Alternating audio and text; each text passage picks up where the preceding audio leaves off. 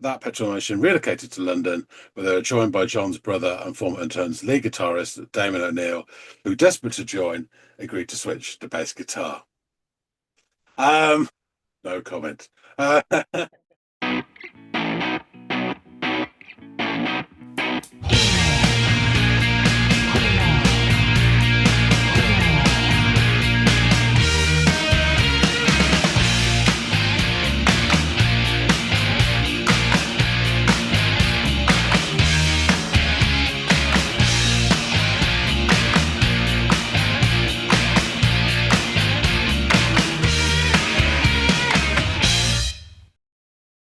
Hey, everybody, and welcome to another episode of the Audiophiles.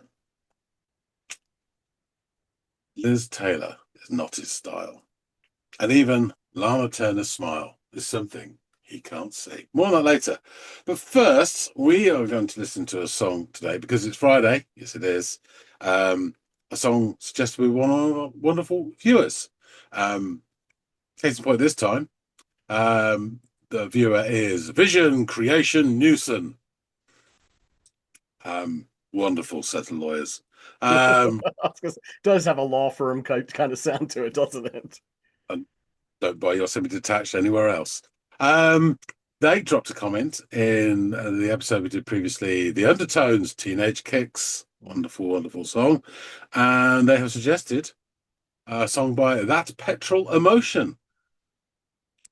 Are you aware of That Petrol Emotion? No, Andy? I'm only nodding my head because I knew I was doing this one today because of our lovely tracking sheet. But that don't let that suggest that I have any familiarity with their sound or who they are.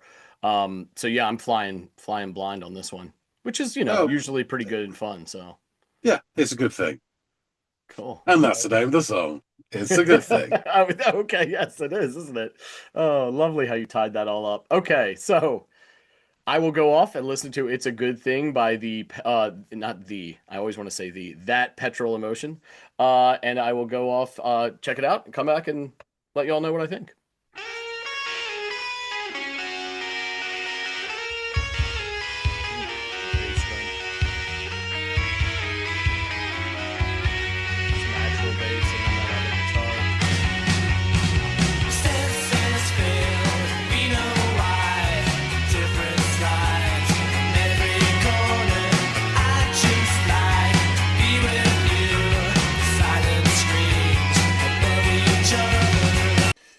What does he say? He said something about senses fail, I think.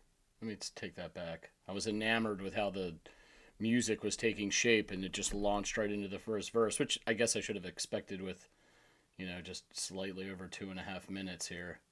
But let's pull that back and see if I can catch what he says there. Senses fail, we know why. Different slides.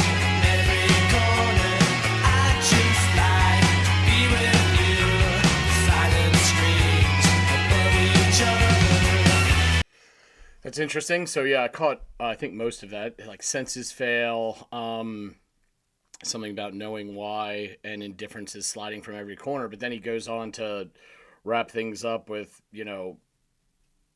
enjoying this other person's company, or sort of kind of underscoring that, which is, I guess, if senses are failing and for whatever reason you feel like things are, I guess, kind of deteriorating as indifference slides from every corner, as if people just stop caring because of how bad things have gotten, whatever that is, politically, societally, economically, all of the above.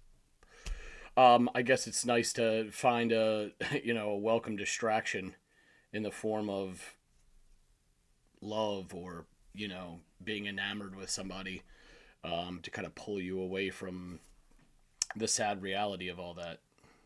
Oh, interesting stuff. All right.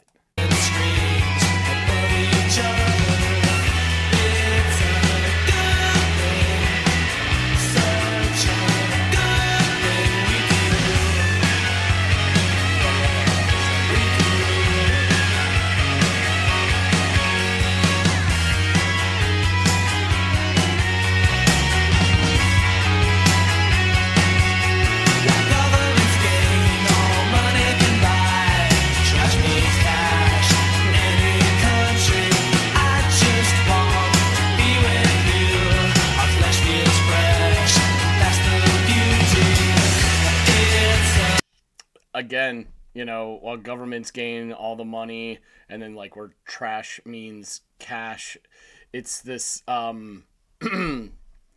don't know, that sounds like one a piss take on government greed, or maybe this merging of corporate greed and government function. And the trash means cash, just the vapid nature of the art and media that we consume, and how it's just not to the standard that it should be. It's like vapid, right? Like just broad and shallow. Not a lot going on there. And yet again, he kind of reconciles all this by finding joy in how smitten he is with whoever this other person is in the song, this object of his attention or affection.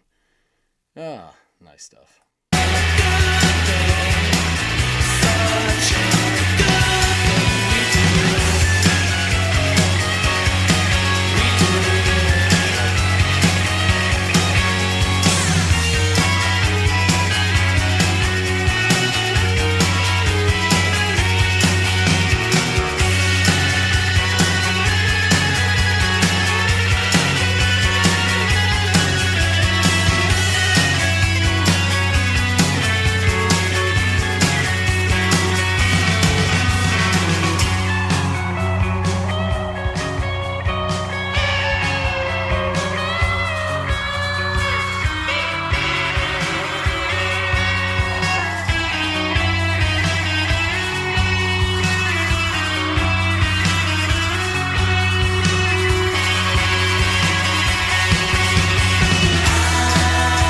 All right, I love how they like flirted with dissonance right there. Like they didn't lean fully into it and go completely off the rails.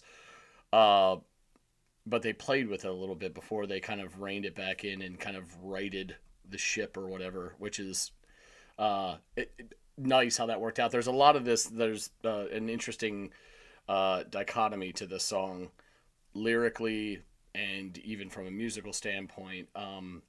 And I'll touch on that a little bit after this thing wraps. But that was another example of it. I'll expand on.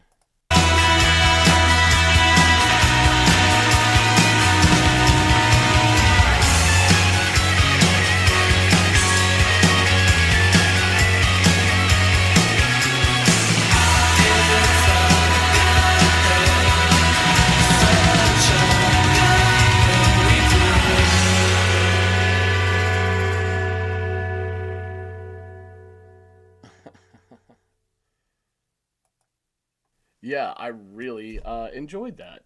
For absolutely what it is, it was a great example, I think. Just over 2.5 minutes, short and sweet. There are two genres of music that are very different that you usually utilize short, kind of succinct efforts, often leaning into repetition. And those two very diametrically opposed genres are pop music and punk music. And this song was an interesting, had elements of both, I'll say that much. I've only listened to it just this one time, so I don't want to just go throwing like etched in stone labels on it or anything like that. But even the drum beat had this poppy swing to it. That bridge that we just listened to, where I really liked how they flirted with the dissonance, that is kind of this punk, post-punk kind of, strategy, or even sentiment, to and style in writing music. But when they brought it back to that full, lush, pleasant on the ears, accessible sound that you often associate with pop. Not that it's exclusive to that or anything, but it's just this interesting again, to go to the lyrics, the verses, first couple lines are socially pointed, and are punching up, which is very much a punk, sentimentality. The second half of each of those verses are, espousing these warm feelings towards another individual, often associated with, but not exclusive to, pop music. So there's a lot of this fun interplay between this sort of punk slash stroke, like post punk sound, and this very pop forward sound that you get in this in bits and pieces. In this case, the second half of the verses lyrically, um, the way that the dynamic in the bridge had a bit of both of those. Even the music, just in general, had a bit of both of that, and I liked it. And to me, this was a lovely, quick little listen. That I'm intrigued to hear more about and from these guys. So yeah, this was an excellent suggestion. So great shout, and hopefully John's got some interesting information on the other side. Let's get back to him. Finger of Fudge is back. So you've had to listen to It's a Good Thing by That Petrol Emotion, suggested by Vision Creation Newson. What do you reckon? Well, I reckon this was a pretty short little ditty, wasn't it? But Yes, it was. but it was really enjoyable, and it had this. By the time I got maybe halfway through it, I had sort of this epiphany about it, and then I sort of talked on that a bit at the end. But there's a lovely dynamic in the song, or this dichotomy that resides within this, and that is one of two very different um, like genres of music or subgenres of music that are often, you would think, diametrically opposed to one another, but in a way that it makes it work. And you've talked about this before, where you've said, the combining of these two as a subgenre name doesn't even make sense. And I would tend to agree with you, but I'll get to that in a bit. Not get beach goth. Jesus, no. No, not beach. Well, we have some of that coming up down the line in the not too distant future. Funny you mentioned it. Just that is absolute nonsense. It's just two words have slammed together. Go on, anyway, carry on. Yes, I will. Beach goth. So the song God's begins sake. as this really nice electric guitar motif. And then after a few seconds, you hear that bass drum like making its presence felt, which then kind of heralds in the bass and the second guitar, which also sounds really lovely. And after a few seconds, the drums do a couple of rolls, which suggest the song proper is coming to a head. And that signal doesn't disappoint. As the song then takes a much fuller and more forward sound, accompanied by a proper beat and a more fully occupied kind of soundscape. And immediately upon the song becoming fully realized, the singer launches into the first verse, which makes sense given the length of the song. They got to wrap this thing up and get it going pretty quick. So the first verse illustrates not just a narrator who seemingly has found someone with whom he wants to be and spend his time, but it would also appear he's found this person despite the world around him not being perfect. As the verse opens up, senses fail, and we know why. Indifference slides from every corner. So this sounds like the world around them is kind of slipping away or deteriorating in some way, shape, or form, whether it's like societally or politically or whatever the case may be. But it just sounds like they found each other amidst this less than optimal circumstance. And then we move along to the chorus here, where the singer notes that this is a good thing, such a good thing. And I'm really loving the bass movement in this portion of the song as well. It sounds really lovely. I wish it was turned up a little bit more, but you definitely hear it. And then I also love these sort of punctuating, kind of descending guitar motif that kind of like signals the end of the chorus, and the way it just kind of does its little run. It's quite lovely. Second verse kicks off, and perhaps I'm just noticing this now, or this is the first time it's used. I don't really know, but there is this added layer of like what sounds like the metallic rattle of a tambourine being injected here throughout this verse, which just again adds another musical element or texture to everything, which is a nice little additive if I did indeed hear it for the first time and just didn't overlook it in the first verse. But in this verse, the singer provides a bit more succinct context surrounding that deteriorating state of things as he underscores the orchestrated wealth disparity propagated by governments, and then transitions to, I assume, casting judgment on the quality of, you know, it could be both the quality of the art that is being sort of, rewarded in these countries, or it's the people who find this vapid form of art pleasurable. With either way, this guy's throwing stones when he says, while governments gain all money can buy, trash means cash in any country. Like shit will sell, which is, quite a and I'm going to get into this, but the it's a very punkish mentality to have when you're delivering, and sentiment when you're delivering sort of lines like this, and in some of the ones from the first verse. And yet, despite all of this very punk rock observation, he revels in the discovery of this other individual for whom he pines as he follows up his sardonic observations with more sweet sentiment, singing, "But I just want to be with you. Our flesh feels fresh, and that's the beauty," which is really sweet. We get treated to another chorus after this verse, after which the band jams out for a bit, as much as one can in a 2 minute and 37-second song. And it all sounds really good. The bass and the guitar work shine, while the drums have this almost splashy pop rock sensibility. All of this really gives the song a nice level of energy and life.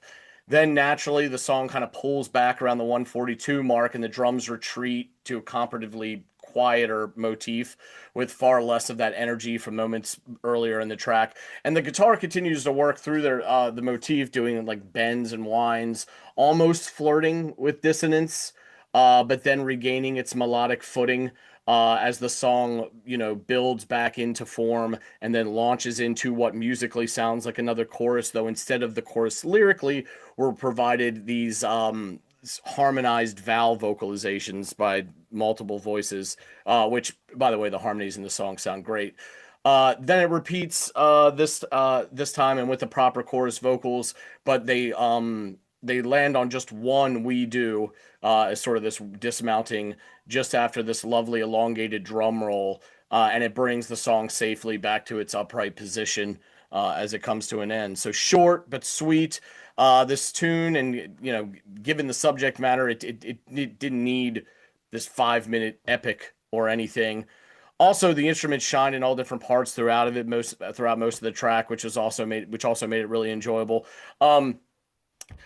It somehow towed the line at points between sounding popish in ways and sounding punk stroke post punk in other ways, which I thought was without it sounding like the pop punk that we often are sold as that label. You know what I mean?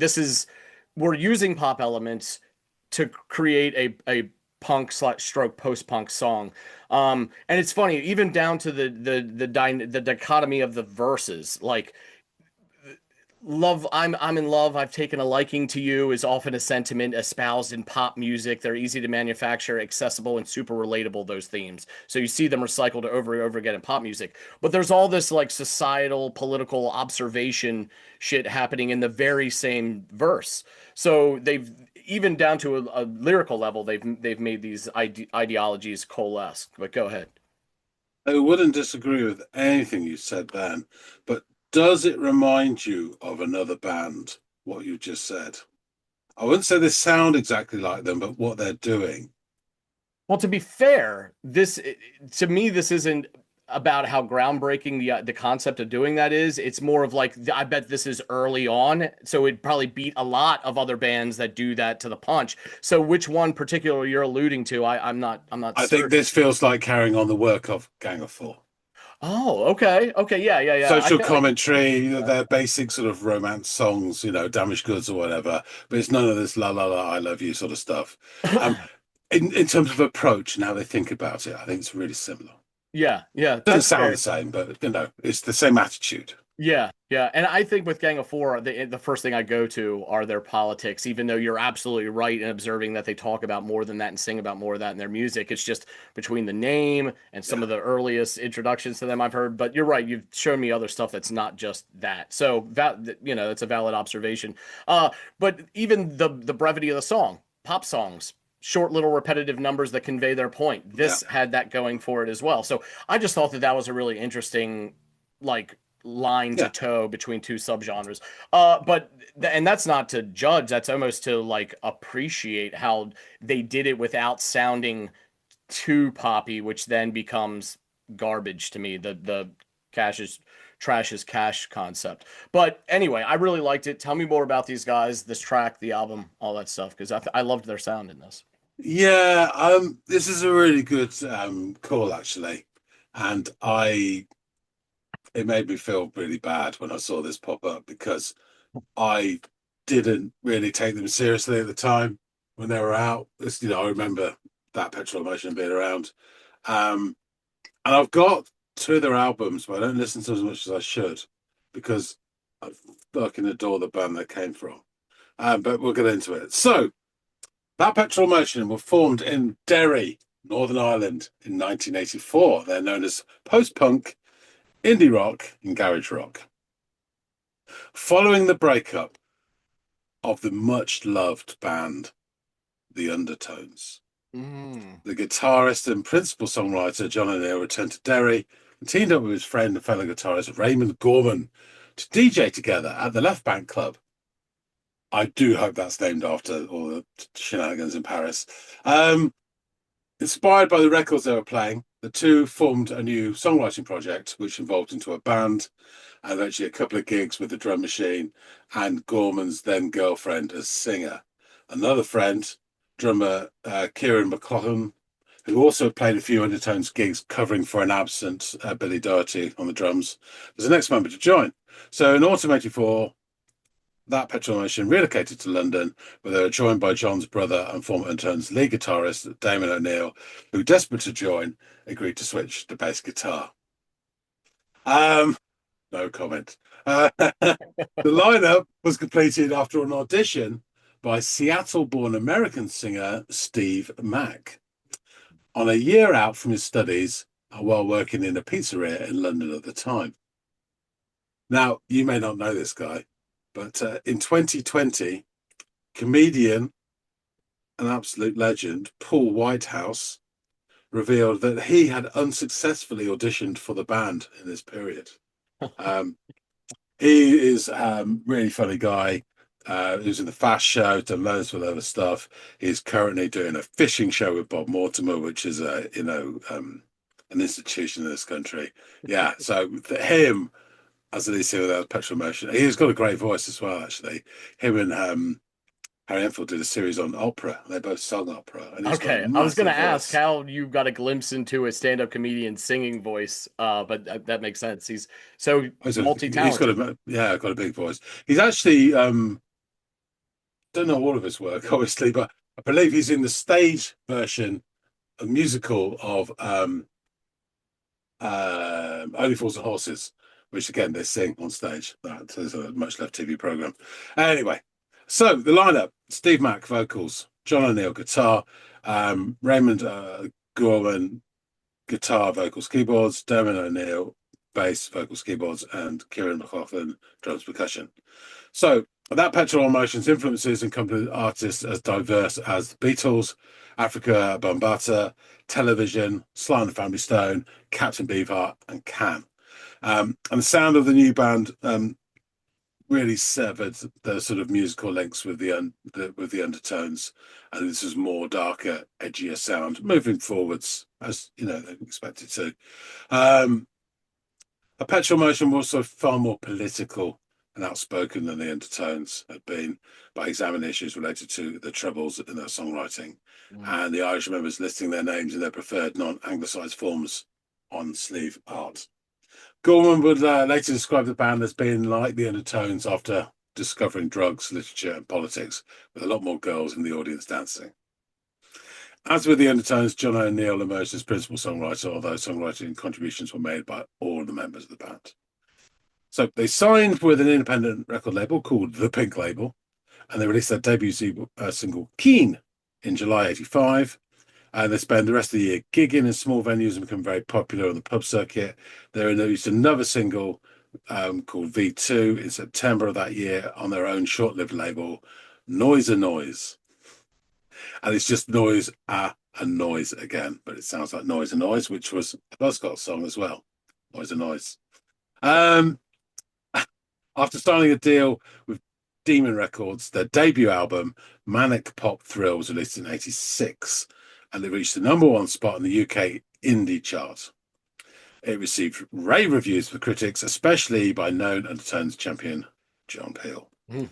2 singles were released from the album, It's a Good Thing and Natural Kind of Joy. All music said of the album, that Petrol Emotions' scintillating debut reminds everybody, first and foremost, what an incredible musical alliance the O'Neill brothers can be. Following a succession of independent singles, they settled on Demon for this inspired debut. It's a Good Thing, Mouth Crazy, and Circusville are typical of the contents. Relentless pop hooks married to surging guitar chords, underpinned by hints of swamp blues and nods to garage rock and other mutant strains of the rock and roll animal. As naked, bold, and impassioned a record has been heard in years. The title says it all. So yeah, pretty, well received. Didn't make massive splashes in terms of commercially, but tick the boxes in the indie side of things. Okay, lyrics. Senses fail, and we know why. Indifference slides from every corner, but I just like to be with you. Silent screams above each other. It's a good thing. Such a good thing. We do. We do. While governments gain all money can buy, trash means cash in any country. But I just want to be with you. Our flesh feels fresh, and that's the beauty. It's a good thing, such a good thing. We do. We do. Guitar, not really a solo break. Mm. It's a good thing, such a good thing. We do. Yeah. I will say I really enjoyed this song. I don't think they really scaled some when the Undertones got it right, they really got it right. But this is decent, really decent, and it's very enjoyable. It's so short and brief, but it's got a nice scuzzy sound to the guitars as well. Which is this emerging sound out of indie in the mid '80s. So yeah, they're up there with all the people sort of exploring that. So carrying on the story, in '87, the band made their major label debut when Polydor Records put out their second album, Babel, which broke into the mainstream UK album charts and it won universal acclaim, being voted one of the albums of the year by Rolling Stone, and received an A- score from that old fart, Robert Christgau. In the UK, the single Big Decision peaked at number 42 in the mainstream charts, which will be the band's highest chart position for any of its singles. So again, they're not, Yeah. ripping up trees here, but doing good work. Demonstrating an intensification of the band's political stance, the back sleeve of Big Decision has contained text criticising the diplomat courts in Northern Ireland and their potential ability to convict on false or forced confessions. 27 years later, Gorman would comment that with regard to the politics and having grown up with Protestants, my thing was always to go back to civil rights, to make people understand that the only reason the IRA were in existence in the first place was due to the intransigence of the British and the Unionists. The whole situation in Northern Ireland is too difficult to explain and hard for most outsiders to grasp. Once we started talking about politics, the music almost became secondary. Interesting. Mm-hmm. Yeah. He's right about one thing. I won't necessarily agree with everything he says there, but it is really hard for outsiders to understand and grasp, Yeah. the sort of deep entrenched issues involved. In an interview that year, Mac would state that the inspiration of much of the lyrical content of that Petrol Emotions material had been to give you the dirt about what's really happening. So, following year in '88, End of the Millennium Psychosis Blues was their third album. Catchy title. It was met with confusion by critics and fans alike. they really pushed the boat out here, Mm. and it didn't really land for them, and it's a shame. Um, it has huge diversity of styles. It was meant to sort of emulate these eclectic sort of mixtapes. This was the idea about it. But in '88, this is quite advanced. No one was doing shit like this. Mhm. And so it was the mixtapes they would listen to on their tour bus. So there were all these different styles. And they experimented with like dance music mixed with heavy alternative rock, and indie. But it was all considered at the time a bit too disjointed and far ranging. However, after a bit of time has passed, the album has been reassessed, and many critics and fans realizing that the band were way, way, way ahead of their time. Mhm. And due to their penchant of mixing indie rock with elements of dance music and funk, were trailblazers for the Manchester indie dance scene. Stone Roses, Happy Mondays, etc., etc. So John O'Leary then left the Petrol Motion in October '88, and a personnel shuffle took place and did for a while afterwards. The new band, as it were, released a 1990 album, Himmy Crazy, which went back to a more straightforward sort of rock style with a pure pop heart, as they say. That mixture again. However, they predicted they'd hit pay dirt with massive sales, and it never happened. The album stalled at number 62 in the UK, and following that, the band were then dropped by Virgin. So after the tour, they set up their own, supporting Chemi Crazy, they set up their own record label, Cougat, which released their fifth album, Fireproof, in '93. Like their debut album, Fireproof reached number one in the UK indie charts. So I'm glad they got that on their own label rather than giving them a version. Yeah. But like their debut album, it got generally really good press coverage and a loyal fan base that they gained, but it wasn't able to attain the sort of sustained level commercial success or popularity enjoyed by other bands around them that were breaking through. Someone like, Sonic Youth or My Bloody Valentine were really getting the plaudits at this point, signed to Geffen and all that sort of stuff. So the band split amicably in 1994. In November 1999, the O'Neill brothers reunited in a new version of The Undertones. Um, Original frontman Fergal Sharkey declined to participate. Um, and that version of the Undertones continues to perform and release records to this day. Um, Say no more. In March 2008, Mac announced that Petrol Motion were reforming in their last Fireproof lineup to replay some reunion concerts, and they did so again in the following year. But since 2010, they have been on an indefinite hiatus, mostly due to Mac choosing to stay in Seattle and concentrate on parental duties. So good for him. Yeah. Yeah. That's Gorman, understandable. Kelly, Lachlan, and Damon O'Neill continued to work together. Initially, there were sort of the intention was to carry on the existing band, that Petronation, but they decided not to. And then, announced in 2012, they formed a new band called the Everlasting Yeah, which were playing krautrock influenced music. That morphed into something else and continued over time, but and it just sort of teetered on. Um, but that Petrol Emotions body of work still remains really critically acclaimed within the music press. While never achieving chart success or commercial success, I think the band did leave a lasting influence on the Manchester and Britpop movements, specifically on such artists as the Stone Roses, Happy Mondays, Manic Street Preachers, Andrew Bird, Spoon, Blur, and Radiohead. That's quite a roster to say you've influenced. So, Yeah. Yeah. Yeah. I was gonna say you've rattled off some of both of our favorites yeah, in that list. yeah. So So yeah, so that's them. I should listen to some more about Petrol Motion. I've not listened to the later albums, to be fair. But I feel guilty now because I really love the Undertones, really do.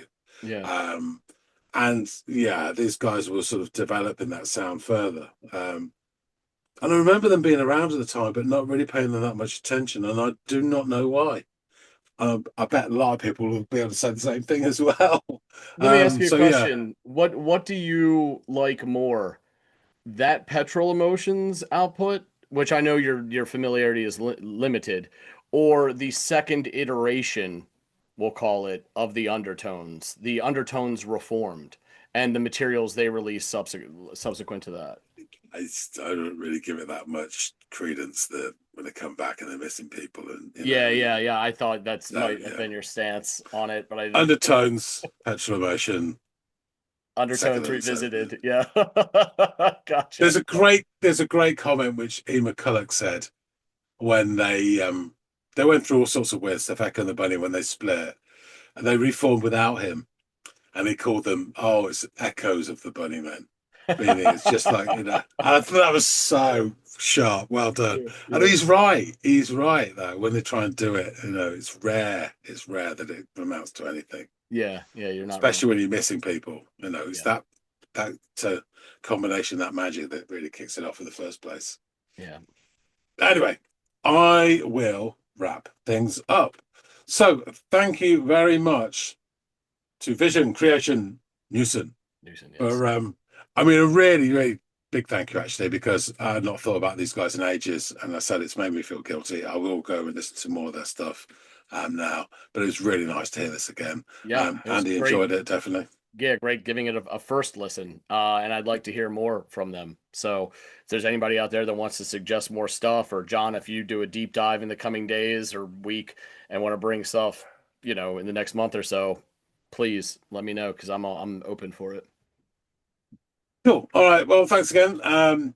Folks out there, please tell us what you think. Do hit the like button if you like this, and drop some comments. As Andy said, we'd love to hear from you.